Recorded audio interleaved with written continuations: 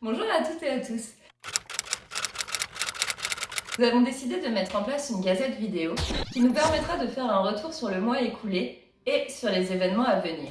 Au sommaire de ce mois-ci, un retour sur le mois de mars ainsi que sur le premier trimestre, un point sur les nouveautés produits et services d'Oncavist, la présentation de l'un de vous. Notre premier retour sur le mois de mars nous permet de reprendre votre quotidien et un panel de ce que nous avons trouvé comme photos, vidéos et publications.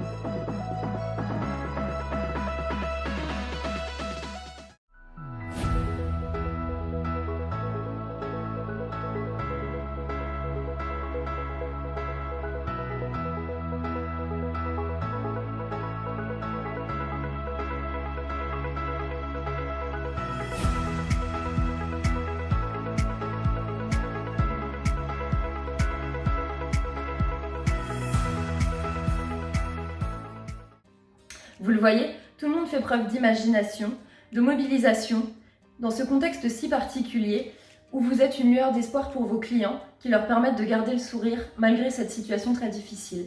Le mois de mars avait aussi débuté par notre congrès alcool, un panel de photos, de vidéos ainsi que de recettes concoctées par notre barman professionnel.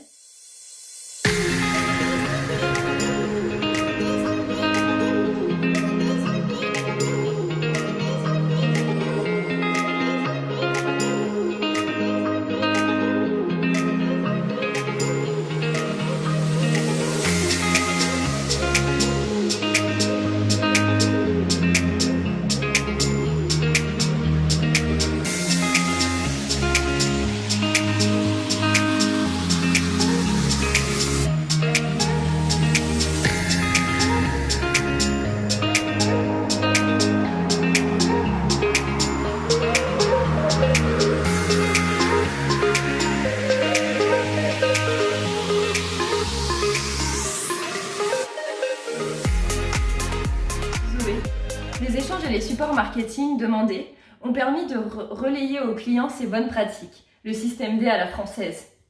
Peux-tu nous mentionner quelques-uns et surtout nous faire un retour sur cette période compliquée ?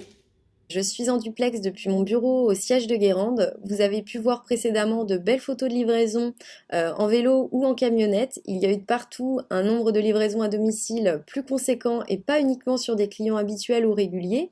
Vous avez et êtes cette bouée d'oxygène pour ces personnes actuellement. Des drives se sont mis en place un petit peu partout, soit réalisés seuls, soit plus souvent réalisés en partenariat avec d'autres commerçants ou avec le marché de la ville. Cela a permis de vous fédérer entre commerçants et de faire plaisir aux clients qui se sont projetés en anticipant leurs achats avant de sortir.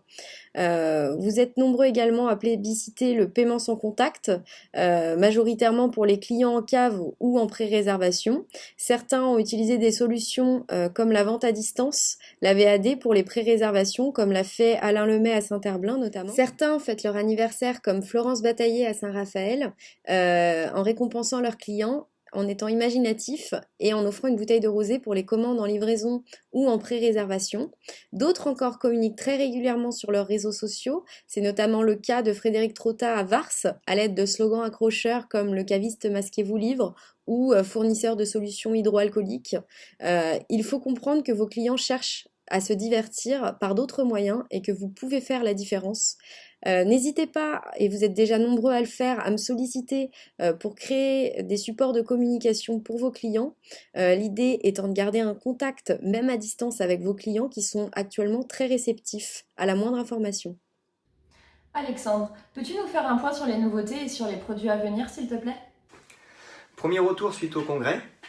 Nous avons d'abord constaté que l'attrait pour les produits japonais se confirmait, puisque le nouveau fournisseur présent a rencontré sur son stand un énorme succès avec son whisky, son gin et ses sakés.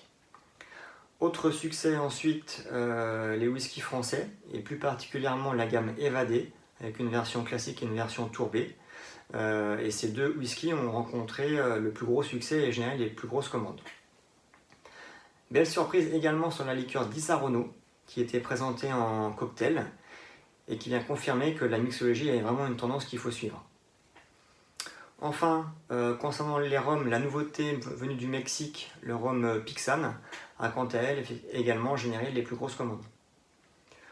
A noter que tous ces produits sont avec un PVC inférieur à 50 € et donc à la portée du plus grand nombre de clients. Au sujet des nouveautés, concernant les spiritueux, les références présentées lors du congrès qui ont rencontré le plus de succès et donc généré le plus de commandes seront intégrées à la gamme permanente. Je pense notamment aux nouveautés japonaises, whisky français et rhum. Ensuite, suite au succès des produits présentés en mixologie lors de la dégustation et à l'atelier du lundi matin, nous cherchons également à compléter la gamme avec des références permettant de mettre en avant la mixologie en cave. Concernant les vins, nos efforts se portent actuellement sur les vins du Rhône. Nous souhaitons élargir la gamme des crus aussi bien du nord que du sud, ainsi éventuellement que quelques Côtes-du-Rhône villages portant la mention du cru.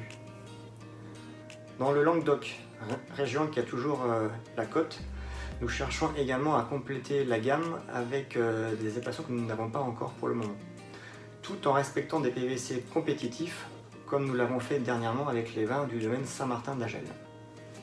On parle aussi de nouveautés dans les services et dans les outils. Quelles sont les nouveautés qui seront présentes dans Caviste et à quoi serviront-elles ? Le site Caviste a évolué avec quelques fonctionnalités. La première fonctionnalité qui a été mise sur le site est l'aspect notamment vidéo. Donc l'objectif étant de mieux communiquer ensemble sur divers sujets comme les nouveautés produits, des informations, de la communication, du marketing. Le tout sera réalisé par le biais de vidéos et stocké dans une bibliothèque de vidéos sur l'espace gauche du site Caviste. Une autre info importante, la case commentaires sur chaque produit. Une case qui va nous permettre de mieux communiquer sur l'indisponibilité du produit, pourquoi il n'est pas présent sur la plateforme, pourquoi il n'est pas en réassort chez le fournisseur. Il peut y avoir diverses causes et il était important de vous communiquer cette information. Donc c'est une information qui interviendra au niveau du produit, qu'on pourra avoir en surbrillance et également dans la fiche produit. Autre information importante, les données réseau. Lors des réunions régionales, beaucoup nous ont remonté l'information des données spécifiques à leur activité, à l'activité du département, de la zone, du national, donc de pouvoir se situer. Donc beaucoup d'indications au niveau données chiffrées seront présentes sur cet espace-là, dans cette petite rubrique. Donc là, effectivement, ce fichier pourra être évolué en fonction des besoins de chacun et en fonction de ce que vous souhaiteriez voir apparaître.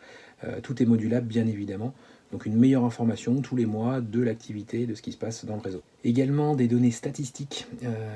Vous avez des informations qui sont remontées sur votre espace concernant vos achats sur la plateforme logistique.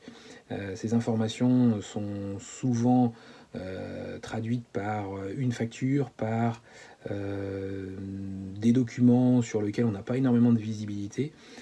Cet espace-là vous permettra de compiler l'ensemble de vos achats et de voir quelles sont les régions les plus ventilées en fonction des périodes données. Les produits également apparaîtront.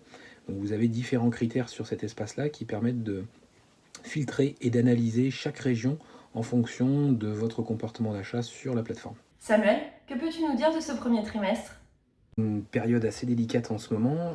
Malgré tout ça, il y a quand même quelques points positifs à dénoter en termes de chiffres, et notamment sur les deux dernières semaines d'analyse. En l'occurrence, la semaine 13 du 23 au 29 mars et la semaine 14 du 30 au 5 mars, où on s'aperçoit une très belle évolution de l'ensemble des magasins, quasiment sur tout le territoire métropolitain, avec des très belles évolutions par zone géographique, comme vous pouvez le voir. une fréquentation qui a tendance à augmenter, ce qui n'était pas le cas sur le début mars. Et on voit bien que sur ces 2 semaines-là, on a une évolution intéressante. Et un panier moyen, pour le coup, qui a bien augmenté et qui s'est très généralisé vraiment partout sur tout le territoire. Donc des signes quand même encourageants, avec un taux d'ouverture de magasins assez important, puisqu'on est à plus de 90% du réseau ouvert aujourd'hui, avec bien évidemment toutes les mesures de sécurité prises pour accueillir la clientèle. Nous avons aussi évoqué le fait de présenter un franchisé tous les mois. Ce mois-ci, il s'agit de Valentin Castro, franchisé à Vernon en Normandie. Nous vous laissons découvrir sa personnalité pleine de peps et de bonne humeur. C'est l'événement de l'année. Je me présente, Valentin Castro, qui a Vernon, dans l'Eure, en Normandie. Je suis franchisé depuis mai 2014, ça va bientôt faire 6 ans, ça passe vite. J'emploie un salarié depuis maintenant 3 ans. Qu'est-ce que je peux vous dire sur la crise? Bon, forcément une petite baisse du chiffre d'affaires, hein. On est tous pareils, hein.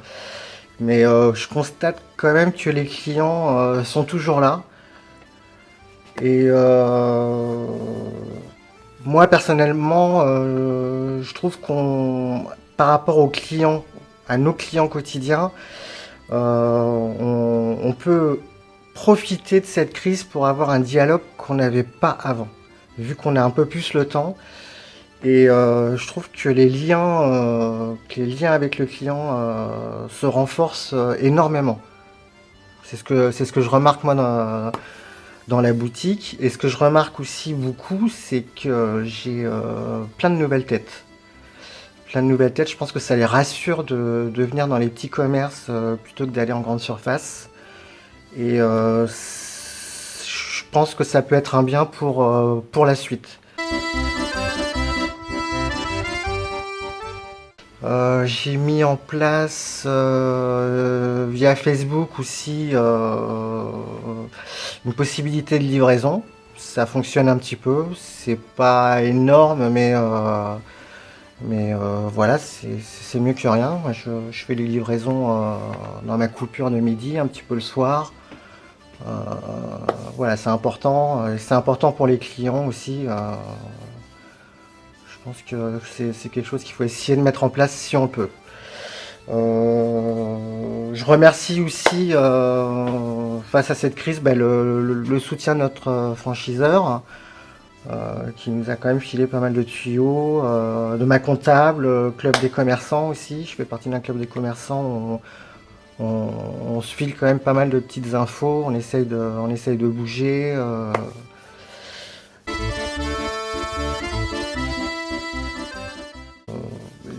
Pour la sortie de crise, il va falloir passer une grosse commande, je vous le dis, parce que quand il va y avoir le déconfinement, je pense qu'on va prendre un petit peu cher, et tant mieux, ça va nous faire du bien, je pense qu'on va très bien bosser. Et voilà, je pense qu'après la crise, nos clients ils reviendront, hein, ils seront toujours là. Et je pense même qu'on va avoir de nouveaux clients qui du coup nous ont découvert. Hein, voilà, ça mange pas de pain, hein, une dizaine de clients nouveaux, voilà, c'est toujours bon à prendre.